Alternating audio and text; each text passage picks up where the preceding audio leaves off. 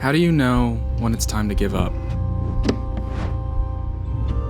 Hang it all up, throw in the towel, quit before you get embarrassed.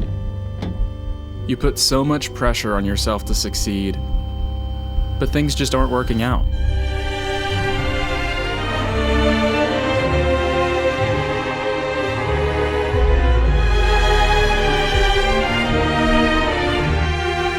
But why would I want to give it up? A little over a year ago, I graduated university with a master's degree in software engineering. So naturally, I got a fancy tech job and started making that money, right? Now, why would I work a 9-to-5 staring at millions of lines of code for someone else when I can be my own boss? So instead, I took a gap year, ritualistically pushing off the quote-unquote good job in the name of traveling and not having a boss. Because that's what all the kids are doing these days, right? The year started with a trip to Norway, Sweden, and Denmark for like 2 hours. Then I came back to the US and spent some time in suburban New Jersey, Boston, Albuquerque, San Diego, and Denver. Along the way, I had tons of fun, had lots of new experiences. It's really cool. It feels really good. Our first time at the Royal Palace and the neo-Nazis are coming. It's only gonna get worse from here. Will you marry me? And saw some of the most beautiful landscapes.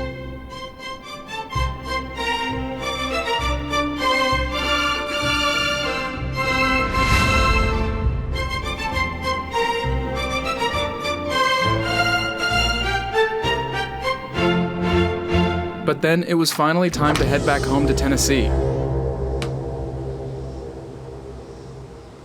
where for the next 9 months, if I wasn't traveling somewhere else, I buckled down, sometimes working over 80 hours a week in the hopes that before 2023 ended, I'd make it as a YouTuber. Then I would finally be respected, and I would never have to write another line of code in my life.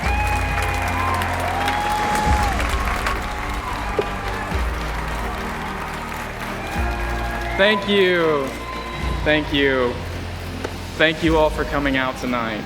It's truly an honor to be here with every single one of you. And I hope you enjoyed the show.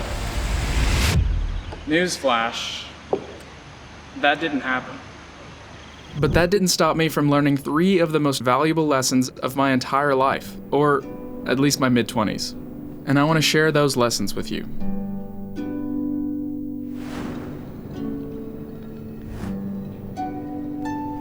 The first lesson occurred to me in Norway. I got to experience these massive, gorgeous fjords, flirt with some of the most beautiful girls I'd ever seen, see the aurora borealis with my own 2 eyes, and yet one of my favorite memories from the trip was when my friends and I were just sitting in our Airbnb watching Storage Wars. Later on, when my friends left and I went to Sweden, suddenly I could do whatever I wanted. I didn't have to follow anyone's schedule except my own, and yet I felt overwhelmingly lonely, incomplete, and uncomfortable. I was so confused. I thought leaving home would lift the shackles from my limbs and I'd be free. I could finally fulfill my potential. But actually, the exact opposite was true. It wasn't the places or the food or the scenery that made a trip so special. No, it was the people that I shared it with that made it special.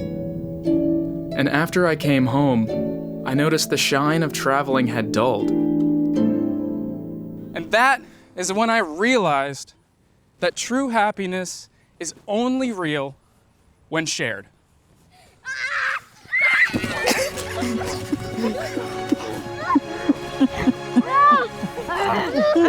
My home, my friends, my family, they weren't what was holding me back. They were what was giving me strength. The next lesson requires some background info. 5 years ago, I actually gave up on YouTube. For 4 years, I hardly touched a camera. Before that, I gave up on the idea of getting a job in film. hence the software degree. And before that, I gave up on understanding my faith and where I stand with God. I had a massive inferiority complex. But then something started to change. I started reading. I tried stripping. I went to Europe and cold approached several gorgeous Norwegian girls, some of whom were even taller than me. I camped out through the Scandinavian winter nights. Where I camped last night. And I even sold hot tubs to several residents of New Mexico. Do you know how many times you get turned down in sales? And yet I still made more than enough money to pay my bills. Alright, we get it, but what's my point?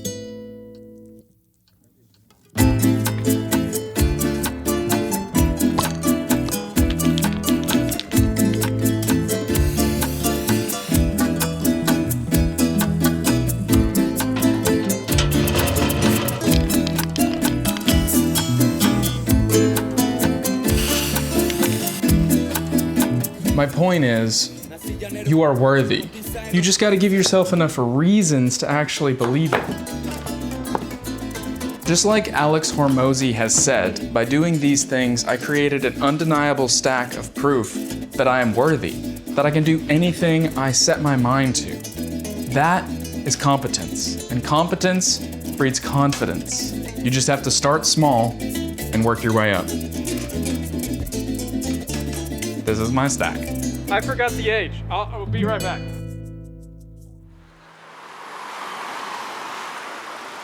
For the first 3 months of my gap year, I did nothing but travel and live life moment to moment, which sounds great, except for one thing.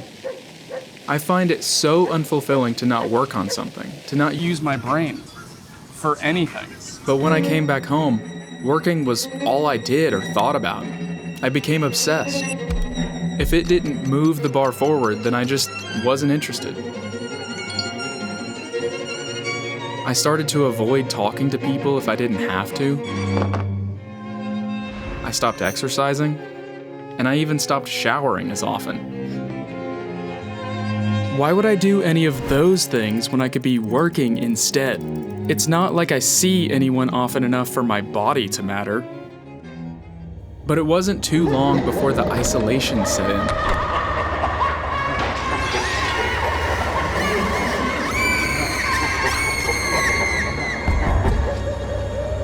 My confidence began to wane, and I forgot what real life was supposed to feel like. It got pretty bad.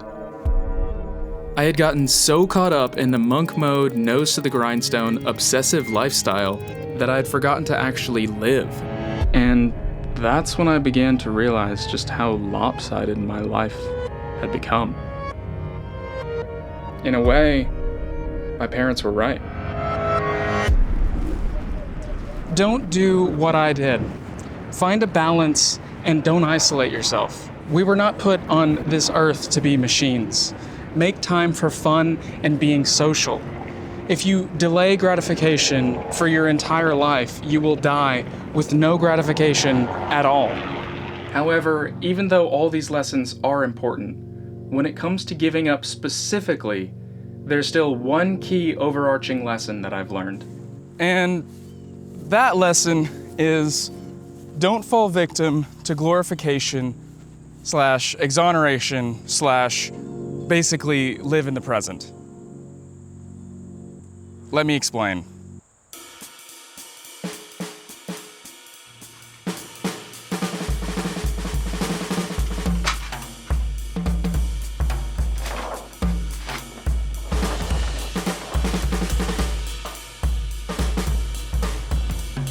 Glorification. Instagram and travel vlogs are not real life. They're highlights of a fabricated life. Do yourself a favor and don't compare yourself to them, because you'll never win. Exoneration. The Lamborghini, that new job, the trip to Europe. This is when things change. All those burdens and struggles you've been forced to bear all this time, they're so heavy. This is that one moment you've been waiting for, When all those weights are suddenly lifted from your limbs, and now finally life has begun. You are enlightened. All of your hard work has finally paid off. This is a fallacy. That moment will never come. There will always be pain, there will always be suffering, and there will always be effort. And even if you do get that new job, that gets you that Lambo, or even gets you a second Lambo,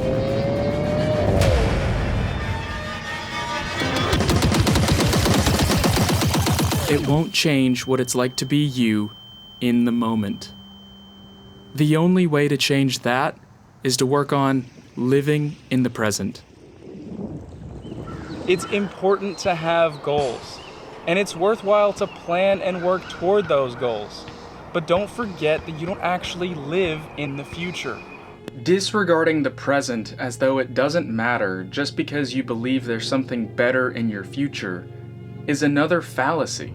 You are destroying your life. Get your head out of the clouds.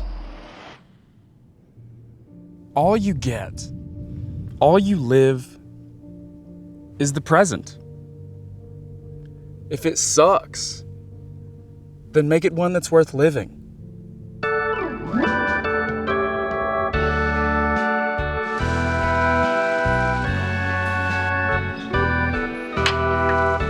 There's a basic concept in economics called opportunity cost. As a result of doing one thing, you cannot do something else. So by taking a gap year, I got to travel and experience parts of the world I had never seen before, develop my filmmaking skills and chase my dreams, get a lot better at dating, and learn a lot about myself. But I've yet to start a career in anything, video production or software engineering. I don't have a consistent girlfriend, I feel aimless often and lack direction in my life, and my resume is all over the place. It says here you went from software engineering to selling hot tubs? I can explain.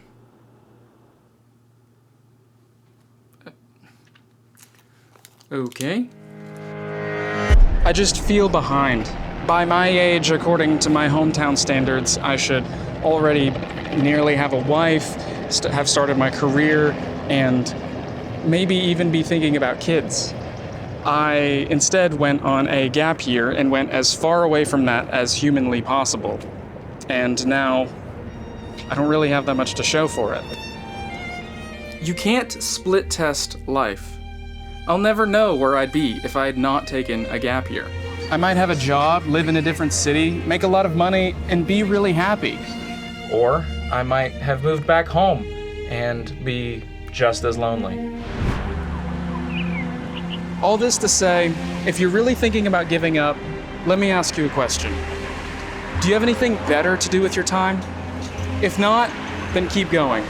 Just make sure to keep your expectations in check and have fun, as I'm sure you're going to learn a lot of very valuable lessons along the way.